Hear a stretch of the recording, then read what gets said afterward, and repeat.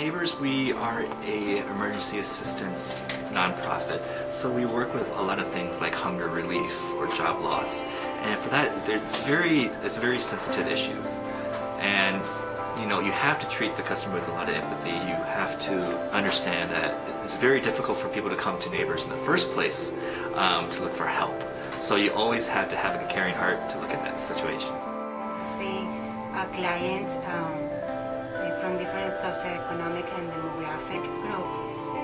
Many of them are people who have lost their job.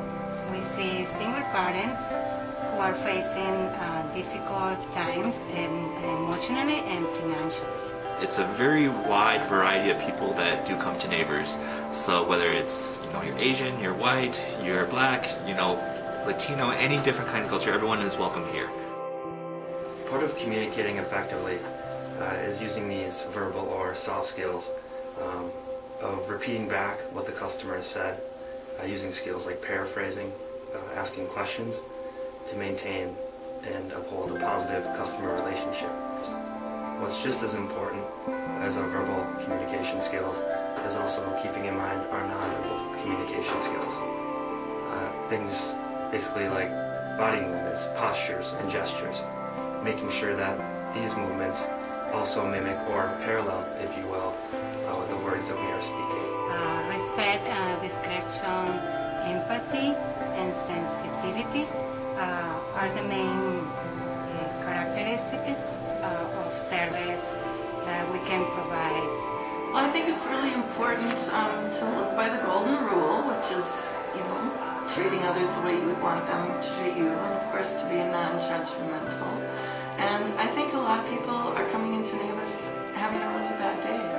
And so if you can just brighten their day, make it a little bit better by smiling, asking some questions, maybe giving some cookies to some kids, or saving a can of soup for an elderly person that's a regular here, I think that kind of just makes their day. I think this is a really strong point, is to remember people's names, try and remember. And so, if you have to say it back to yourself once you meet someone, but I think that can be a huge indication of that you care about someone. A good idea is to repeat back your interpretation of what has been said and ask for clarification.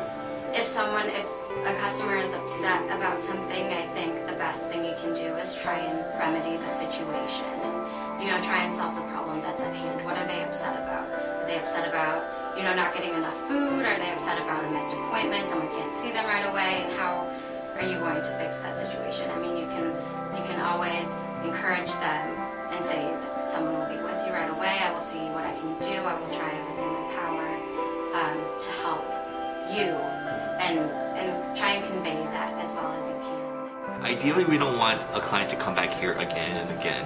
We want something, 5-6 months down the line to know that their life is getting better. So we do follow up with our clients and just make sure everything's going right.